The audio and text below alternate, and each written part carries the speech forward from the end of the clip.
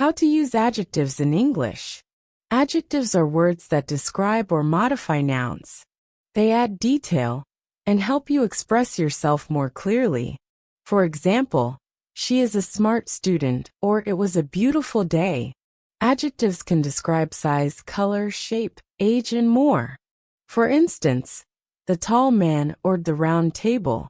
Some adjectives come before the noun, like a happy child, while others follow a linking verb, like she is beautiful. Remember, when using adjectives in a sentence, consider their placement and form. In a list of adjectives, they usually appear in a specific order: quantity, quality, size, age, shape, color, proper adjective, and purpose. For example, I have 2 big red boxes.